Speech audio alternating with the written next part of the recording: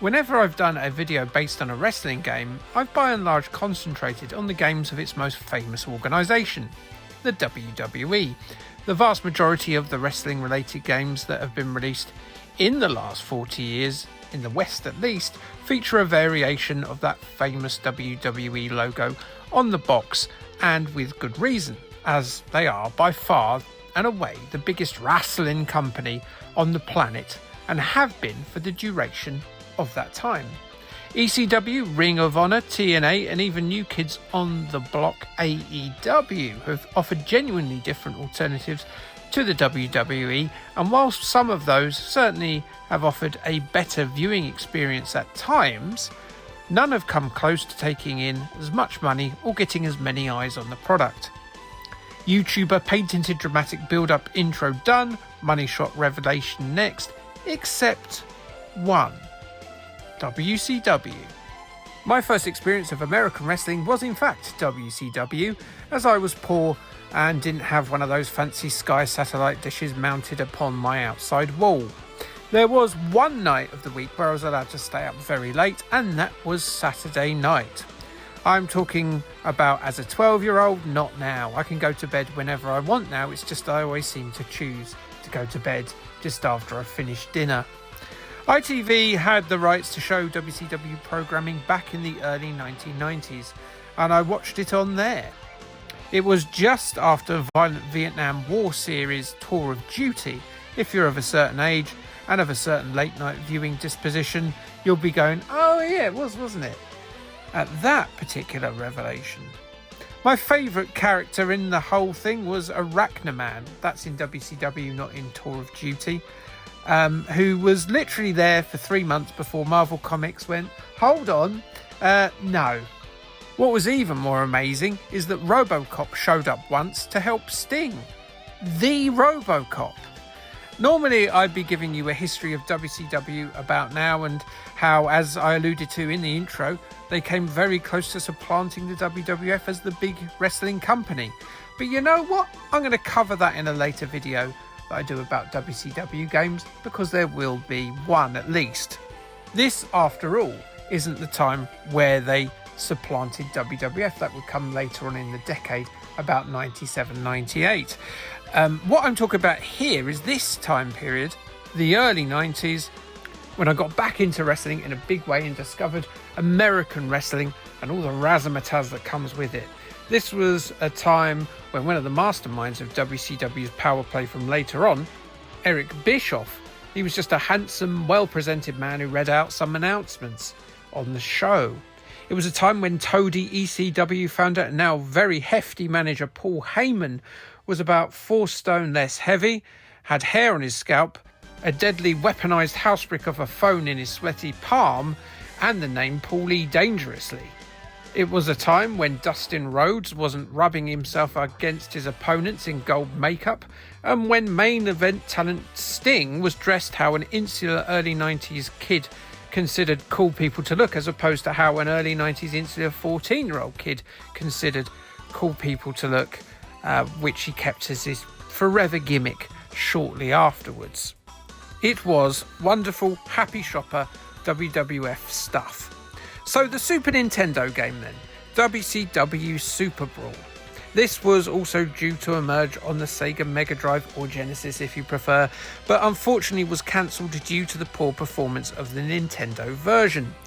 It was published by FCI, who are mainly known for their Nintendo conversions of the Ultima and Advanced Dungeons & Dragons PC games, but they also published the early Nintendo WCW titles like NES WCW Wrestling and WCW The Main Event on the Game Boy. I've borne witness to one of their titles before, that being the obscure Japanese TV movie tie-in Tasmania Story. The developers were Aussie's Beam Software, who I've had many run-ins with in the past across their various iterations such as Melbourne House. And this has been across multiple formats and multiple decades. Is it an adversarial feeling I have towards them? No, but it is pretty mixed. I'd nod at them in the street, but I'm not seeing how their mum is doing or having a coffee to discuss how Muncher on Commodore 64 is getting on at secondary school. Let's have a look at the roster then and see who we've got. But before we do, would you just take a look at this presentation? FCI presents WCW Superbrawl Wrestling. This is top-notch stuff. Eat your heart out WWF Royal Rumble on the Super Nintendo. Where is your digitised Tony Schiavone spoken word intro, you cads? And it extends to the character select screen too. You will struggle to find anything as cool as this in even the character selection of a top fighting game cartridge of the time. What a feisty Brady bunch this crew is, eh? The roster has a lot of notable names, but also has some rather notable omissions too. What it doesn't lack is people called Rick. You've got Flair, Steiner, Rude and Steamboat here. If you're a fan of Richards, you'll be pleased to know there's plenty on offer and not one is a dick.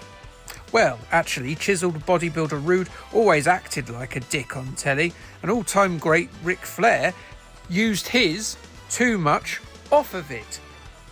If ring technician Steamboat had used the name Dick with his real surname Blood, he would probably have to go and see a Dr. Sharpish, whereas Steiner would probably cause that sort of penile injury to happen if he bit you, which he might, as he went by the rather excellent nickname of the dog-faced gremlin. That's just Steiner math, which his brother and tag team partner Scott would eventually teach us. Jim Cornette's favourite singles wrestler Barry Windham is here. He rides a Harley, so he must be tough.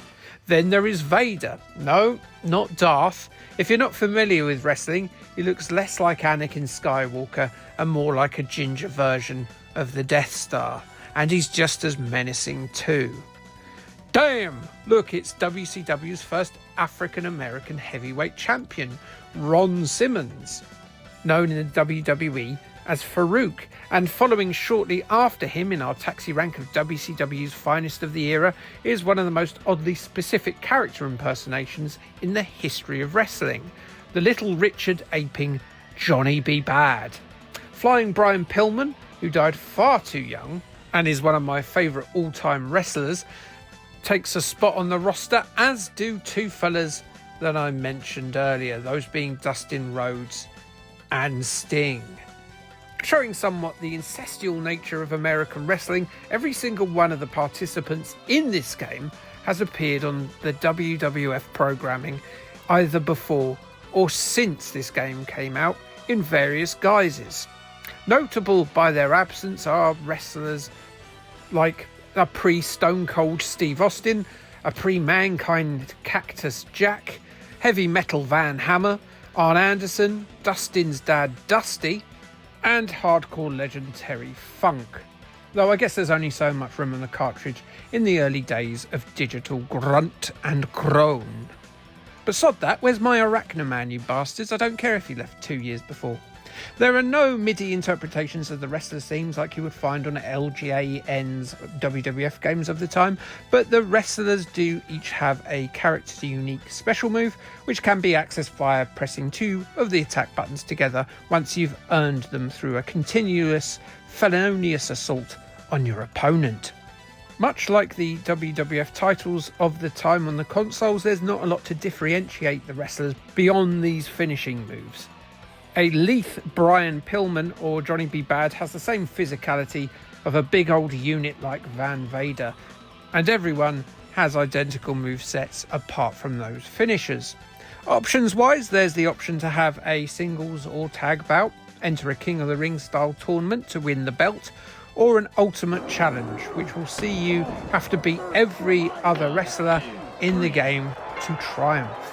There's no fancy bouts on offer here, so you don't get an interpretation of WCW's legendary War Games dual ring cage match.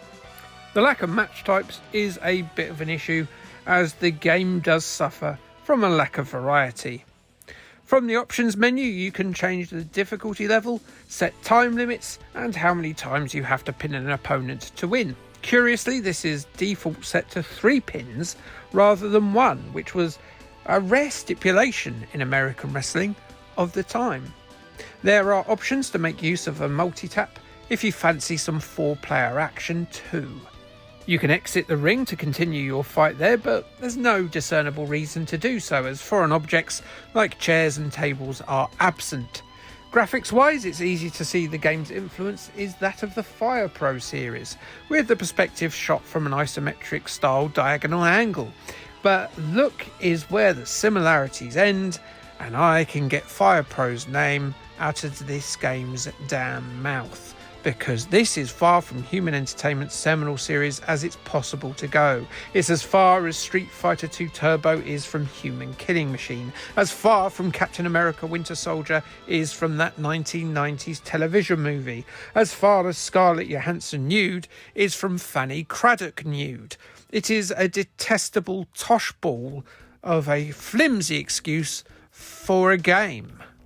It is a blind man's interpretation of video game wrestling to a game programmer on the first day of their job, who until that day didn't know what a computer was, largely down to them being a Rhodesian Ridgeback dog in a computer chair. It is utter slop. It is hard to connect any of the moves against your opponent, and when you do, they look completely incomprehensible to your eye.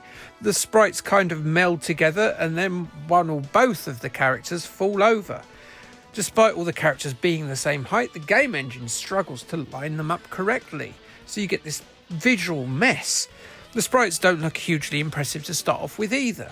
You would be hard pressed to find an ardent grapple fan who could tell who these wrestlers are from their sprite work. And is it just me, or has Ravishing Rick Rude completely changed his ethnicity? I do like that the ropes wobble when there's a bit of a scuffle near them though. Scant praise, isn't it? The control layout for the moves are commendably better than the WWF games of the time, and there's no reliance on that endless button bashing that you get on those games to fill a meter. But when you can't actually see what's going on, it's a win that's been overturned by VAR, and it's been given the red card and sent for an early shower. Wrong sport. It's a mess of limbs and half-naked man flesh not seen since the closing scenes of a gay German Grundle flick. Most of the moves seem largely useless. Anything outside of the power grapples will either see your opponent instantly spring up to their feet, or mostly just take a step backwards, including powerful moves such as drop kicks and off-the-turnbuckle moves. The finishers often use the same inverted speech marks animation as most of the regular moves, and so they look incredibly unspectacular. Is the game a complete write-off though? Yes, but there are occasional move calls from Shivani which are welcome for a Super Nintendo era game, and the successful application of a finisher will see a box out of your grappler grunting his appreciation of the damage meted out to his foe appear on screen. And as I said before, that front end presentation, it is top-notch stuff. That's it though, that's all this has. Time has not been kind to the LJN games like Super WrestleMania, Royal Rumble or Raw, but time has nothing to do with the quality of this particular product. You can tell Superbrawl was bad back then, as echoed by GamePro in their issue 64. While, like me, they enjoyed the sound bites of popular wrestlers, they were critical of its stiff animation and mediocre gameplay. They particularly noted that the stiff animations make it difficult to line a wrestler up in order to execute a move. I said that earlier. If there was a choice of staying up to play this at midnight at the age of 12 on a Saturday night, or simply going to bed, I'd have been in bed well before Tour of Duty started, dreaming of getting a satellite dish so I can watch WWF instead. I swear this isn't just me being angry that they left out Arachnaman, it's a terrible game. And really, that Robocop thing was genuinely incredible to me, even though it was a bit rubbish. Anyway, like, subscribe, and thanks, bye.